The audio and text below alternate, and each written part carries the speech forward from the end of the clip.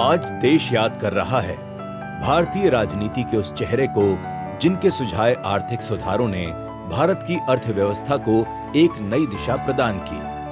आज देश याद कर रहा है अरुण जेटली जी को, जिनके राजनीतिक जीवन की शुरुआत हुई 1974 की संपूर्ण क्रांति से, जब निरंकुश सत्ता के खिलाफ पूरा देश एकजुट हो रहा था। 1974 में युवा अरुण जेटली जी दिल्ली यूनिवर्सिटी के अध्यक्ष बने और 1975 में इंदिरा सरकार के आपातकाल का पुरजोर विरोध करते हुए 19 महीनों तक जेल की यातनाओं को सहन करते रहे।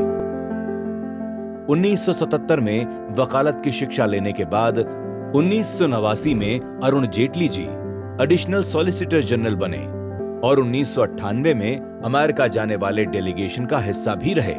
1999 में अटल जी की सरकार में अरुण जेटली जी ने इंफॉर्मेशन एंड ब्रॉडकास्टिंग मंत्रालय के राज्य मंत्री का दायित्व संभाला और कुछ ही समय में कानून मंत्रालय की महत्वपूर्ण जिम्मेदारी भी संभाली। 2009 में अरुण जेटली जी राज्यसभा में विपक्ष के नेता चुने गए और संसद में उनके तर्क विरोधियों की बोलती बंद कर देते थे।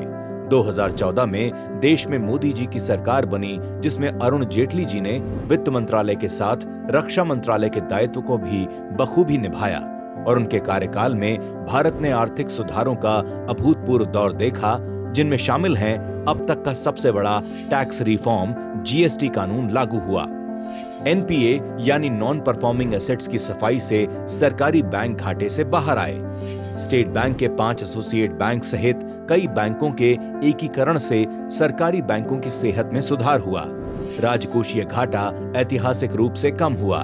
कई सेक्टर एफडीआई के लिए खोले गए और 2014 में 24.3 अरब डॉलर एफडीआई 2019 तक 44.4 अरब डॉलर तक पहुंच गया।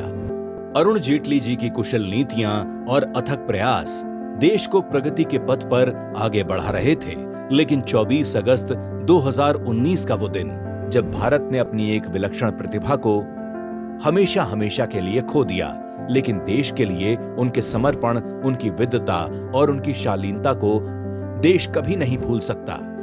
भारतीय राजनीति के महान नेता अरुण जेटली जी की पुण्यतिथि पर देश उन्हें शत शत नमन करता है।